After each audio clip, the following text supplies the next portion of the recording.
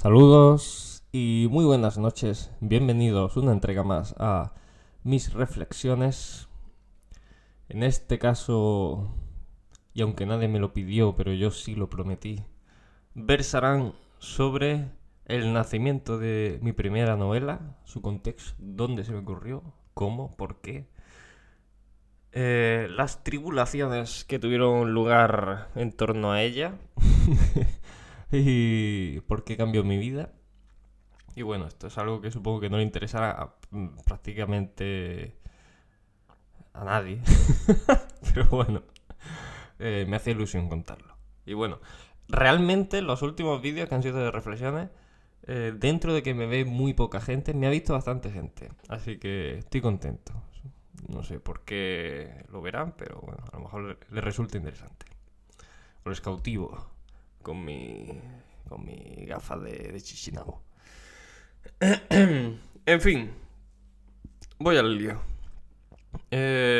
Os pongo en contexto. Igual que la anterior historia transcurría en Sevilla, esta transcurre en su inicio en Barcelona. Yo, una vez acabada la carrera de guitarra clásica en Sevilla, muy desencantado con el conservatorio y con la música clásica en general, no con la pobre música clásica, que ninguna culpa tiene, sino el hecho de tener que memorizarme piezas de música que no había compuesto yo y que yo siempre tenía una cierta demanda de creatividad que no las cumplía, ese tipo de piezas o ese tipo de procedimiento de aprendizaje y exhibición. Pues decidí algo. Bueno, pasé un tiempo en Almería, unos meses antes de irme a Barcelona, que de hecho luego fue muy importante para la novela. Mi abuelo, el pobre, que en paz descanse, tenía Alzheimer y esos meses lo visitaba a diario en la residencia donde estaba viviendo. Y en general el contacto con todos los abuelicos y abuelicas con Alzheimer, con demencias varias o simple y llanamente impedidos. Y, y todo lo que pasó allí, que como se dice aquí, para mí queda, me impactó sobremanera, pero bueno, eso luego saldrá a aflorar en la novela. Pero yo tenía siempre el anhelo ese de ser músico de jazz. Algo que había intentado en Sevilla y que no había conseguido porque ni creo haberlo conseguido todavía, porque es extremadamente difícil, exige tantísimas horas, dedicación, pericia, en fin, muchas historias que, que no había conseguido en Sevilla y que tampoco tenía la sensación de que si me quedaba en Sevilla iba a conseguir nada. Así que decidí irme a Barcelona, porque para mí era una de las cunas del jazz y lo sigue siendo. Así que nada, me armé de valor y había un tío que sigue ahí viviendo, un tío mío en Barcelona, y me aventuré para allá. Estuve dormía en un sillón, o sea, una historia aparte que no voy a contar, pero bueno. Llegué a Barcelona, encontré trabajo al poco de llegar. En el mismo Barcelona, en Sant Cugat, en Cornellà. Me iba bastante bien en Barcelona. Tenía mucho tiempo porque trabajaba por las tardes. Y yo tengo muy mala memoria en lo que viene siendo mi vida. Porque cosas que me pasan en la vida se me olvidan completamente. Y si no llego a tener escritos diarios, por ejemplo, ni siquiera me hubiera acordado de lo que el otro día estuve hablando. En fin, que con la mala memoria que me caracteriza, eh, en Barcelona empecé a recordar muchísimos acontecimientos de mi vida. Sin embargo, aun teniendo esta mala memoria, sí tengo buena memoria para cuándo me leí un libro, en qué situación y qué impresión me causó, etcétera. Por ejemplo, recuerdo que la noche anterior al examen en el cual yo me examinaba, el examen en el que yo me examinaba de eh, la actividad académica dirigida, esa noche, la anterior, me acabé el libro de Rojo y Negro, de Stendhal, por ejemplo. Pues bueno, recuerdo perfectamente que en Barcelona me leí, bueno, mentira, en Sevilla, justo antes de irme a Barcelona, me leí Crimen y Castigo de Dostoyevsky. Me flipó el libro y a partir de ahí intenté conseguir todos los libros de Dostoyevsky que pudiese. Hermanos Karamazov, Los demonios, Memoria del subsuelo, El idiota, creo que se llamaba. En fin, todos los que pude. Pero entré en una suerte de depresión, porque en general la literatura rusa de ese siglo siempre me ha parecido muy deprimente. Es muy fría, muy demasiado existencialista, no sé. Me dejó en un estado bastante enrarecido. Pero bueno, llegué a Barcelona, seguí leyendo y releyéndome a Dostoyevsky y que mi tío se reía de lo que leía, decía que era un tostón. Y me compré también, empecé a comprarme la integral de Federico García Lorca. Siempre me había gustado, pero había leído siempre, yo qué sé, Romancero Gitano o poco más. Y me leía hasta las conferencias que hacía. Y todo eso, de alguna manera, fraguó algo extraño que empezó iba a decir personificarse, no, empezó a materializarse en descripciones de mi cortijo. ¿Por qué? Porque sí, yo siempre me he sentido andaluz, lorquiano, en el sentido de raíces en la tierra. Yo que he jugado mucho de pequeño en la tierra, en el cortijo de mi abuelo, que disfrutaba de los sonidos propios del cortijo que luego intento describir, pero a su vez encontraba en Federico García Lorca. Eso me entusiasmaba. Entonces, yo hacía una cosa extraña que todavía seguía con mi afán de ser muy bohemio, y era que todas las mañanas me iba a una cafetería que había cerca de donde yo vivía, que era el Clot, un barrio de Barcelona que me gusta mucho. Iba todas las mañanas a primera hora, mi tío se levantaba a las 6, yo me levantaba también a la misma hora que él, así que de las 6 estaba en pie, algo para mí inaudito, totalmente, y que no se ha vuelto a repetir, tranquilo. Y desde esa primera hora, lo primero que hacía era leer. Y leía un par de horas, estudiaba guitarra media hora, una hora, y en torno a las 9 de la mañana iba a la cafetería regentada, que yo creo que supongo que sería una especie de tapadera, porque nunca había personas en esa cafetería y estaba abierta. Y era un barrio bastante curioso en según qué aspecto. Muchas peleas por las noches de personas sacando navajas, gritando, muy raro. En el piso de arriba, de abajo, siempre llegaba un chino borracho gritándole a la mujer. O sea, una historia, yo le llamo mi año Almodóvar, porque eso era historias con todo tipo de personajes, de todo pelo. En resumen, que yo todas las mañanas me sentaba en la misma mesa, muy peliculero todo, pero me gustaba. Ponía en fila 2, 3 libros que iba subrayando y que iba pasando los párrafos que más interesantes me parecían a mi libretica, y a su vez iba yo escribiendo. Lo que luego fue mi primera novela. Siempre ha sido desencadenante un párrafo que me ha parecido tan bueno como que alrededor de él tenía que orbitar justificadamente una novela, porque ese párrafo debería ver la luz. Entonces, yo en ese momento solo escribía relatos y me había jurado a mí mismo que solo iba a escribir relatos y nunca en mi vida iba a escribir una novela. Porque yo era un fan de Borges y Borges nunca había escrito ninguna novela. Decía que si se podía decir en poco espacio, ¿para qué usar más? Entonces yo vivía un poco obsesionado con eso. Me quería hacer un maestro de relatos. De hecho, ya había publicado un libro, lo publiqué con 18 años. me publicó una editorial de Sevilla que ni siquiera me acuerdo del nombre. No me acuerdo del nombre. Pero bueno, pues lo primero que publiqué fue un libro de relatos y yo quería ser relatista. Pero vino en un instante toda la novela, esa mañana entera. Tengo en una libreta por allá, mira que buscarla. Tengo apuntado exactamente esa mañana el orden de los capítulos y qué pasaba en cada capítulo. Que en un principio para mí eso era un relato.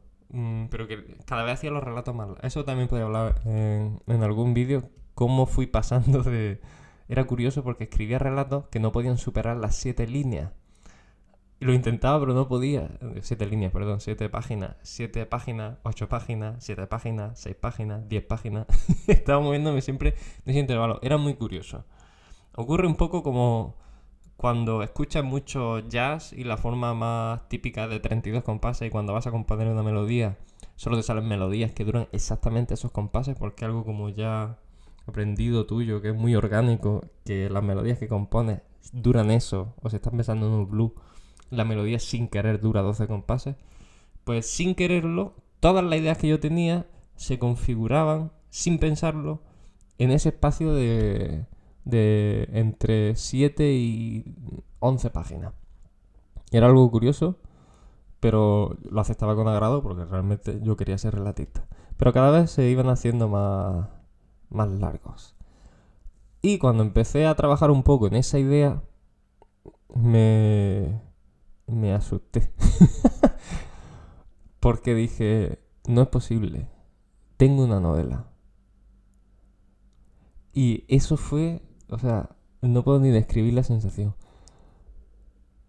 Tengo una novela, o sea, voy a escribir una... Fue como... Voy a escribir una novela. Es que no os podéis imaginar. Me dan ganas de llorar. Desde pequeño, siempre, toda mi vida, había querido ser escritor. Y de pronto se me hacía tan claro, voy a escribir una novela, que se paró el mundo. Se paró el mundo. Y claro, yo estaba en Barcelona para aprender jazz. Estaba dando clases de inglés con una escocesa que había buscado un anuncio. Y en fin, lo chulo es que era filósofa. Y entonces daba unas clases muy curiosas de inglés. En fin, que yo había ido a Barcelona a aprender jazz. Y de pronto solo quería escribir. Y entonces tuve un conflicto muy grande. Pero un día, que eso sería otra historia, me llamaron por teléfono al móvil. Me preguntaron, ¿es usted Arturo Valenzuela? Y yo, sí. Una persona que quería comprar un piso que junto con mi hermano yo había recibido de herencia de mi madre. Que en paz descanse. Entonces, nosotros no estábamos interesados en tener dinero. Ese piso estaba ahí, pues bueno, arrumbado porque estaba el piso para verlo, etcétera. Pero se abrió ante mí la posibilidad de volver a Almería y tener tiempo. Porque yo creo que una persona, un creador o una persona que se quiera dedicar al arte, cualquiera de sus facetas, solo quiere tiempo, no quiere otra cosa. O sea, no quiere nada. Yo creo que nadie quiere dinero. Nadie con una pasión quiere dinero, solo quiere dedicarse a esa pasión. El problema que para dedicarse a esa pasión, pues al final el tiempo es dinero. Entonces me presentaba la posibilidad de si podía vivir en una casa sin pagar nada, sin pagar alquiler, porque era de nuestra propiedad, entonces necesitaría poco dinero. Entonces voy a ahorrar toda la historia de la vuelta a Almería, pero efectivamente volví a Almería porque quería escribir. Y eso hice. Entonces a eso, cuando ya llegué a Almería, le sucedieron unos meses muy... Iba a decir efervescente. Pero es que estoy intentando recordar qué sensación tuve esos meses. Sí, enfermizo, de no dormir, de hasta la madrugada escribiendo todos los días, todo el día. No quería hacer nada que no fuese escribir. Conseguí un par de trabajillos, pero iba al trabajo sin dormir. La gente me preguntaba si estaba enfermo porque tenía una ojera increíble. Y sucedió una cosa que ya me marcó. Si ya me había marcado la sensación de sentir que tenía una novela, después de trabajar los primeros meses en ella, yo trabajaba a ordenador en la novela.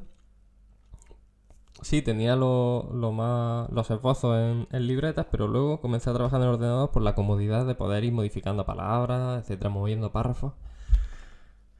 Y ese ordenador, después de tener perfectamente listo el primer capítulo y el segundo, que el segundo me sigue encantando cuando me lo leo. Quizá el otro, claro, al ser la primera novela, pues no me gusta tanto como la última, pero me gusta. Es una novela de la que estoy orgulloso. Para algunos es la mejor, aun siendo la primera, pero bueno. Se rompió el ordenador. Le entró un virus chungo y se llenó todo de archivos que había que desencriptar, pero cada archivo pesaba 1 KB, o sea que estaba vacío. Lo llevé a un informático, me dijo que eso estaba irrecuperable. Llamé a mi padre porque en la casa de mi padre yo tenía un pequeño portátil con un pen enganchado que yo recordaba haber escrito algo de la novela, del primer capítulo, del segundo, y que incluso, si tenía mucha suerte, allí tendría alguna copia, incluso del archivo ya del primer y segundo capítulo, aunque fuera proto primer capítulo o proto segundo capítulo, pero bueno, por lo menos algo. Y justo cuando llamé, me contó mi padre que habían entrado a la casa y que habían robado. Y que se habían llevado solo 2 o 3 cosillas, entre ellas el mini portátil que tenía el mini pen. ¿Cómo os coméis eso? ¿Cómo se pueden alinear los astros para que a la vez que se rompe mi portátil, roban en la casa de mi padre y se llevan el portátil? Bueno, total, que fue...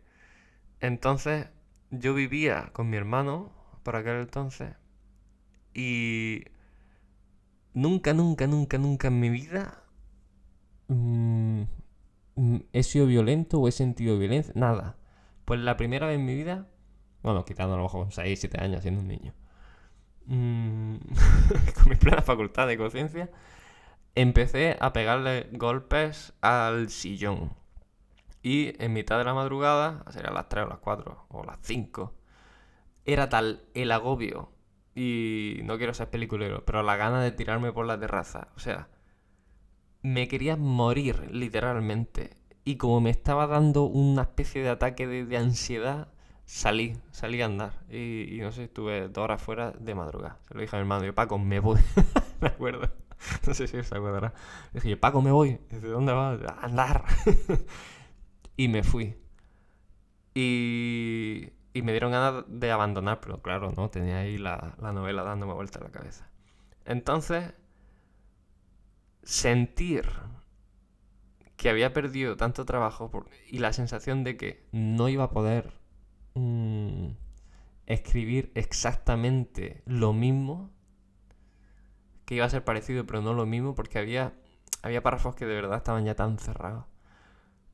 Y no sé, era mi primer contacto con lo que era afrontar un proyecto que es largo, porque escribir una novela se tardan años. Y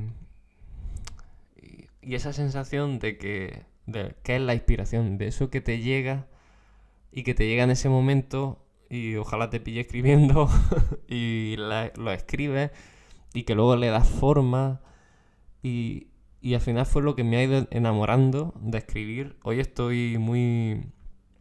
otra vez con esa adrenalina porque se me ha venido a la cabeza el nombre de mi próxima novela, que la tengo empezada, pero no tenía el nombre de ella. Y ya en el momento que llega el nombre, ya se cierra. Entonces estoy contento con eso.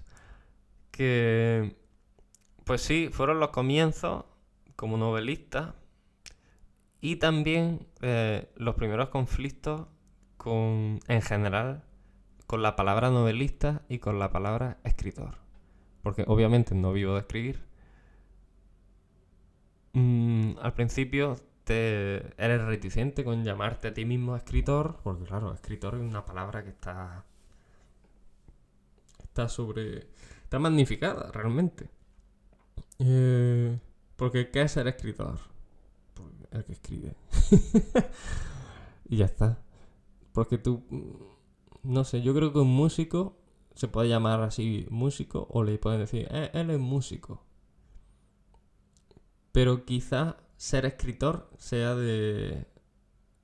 de las aficiones, o de las profesiones, o de las pasiones, que más difícilmente se te hace poder llamar a alguien de esa manera o tú sentirte de esa manera.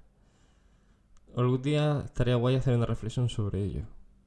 Porque realmente cuando escribes y dedicas tantísimas horas a hacerlo, incluso tu vida se para. Tienes que ganar dinero como sea, no tienes dinero. Intenta vivir lo más precariamente posible porque necesitas tiempo para escribir y a su vez no te puedes llamar escritor por no sabes por qué. Entonces, ¿a qué te dedicas? Nada. Solo quiero escribir. ¿Eres escritor? Pues no, pero es que solo quiero escribir.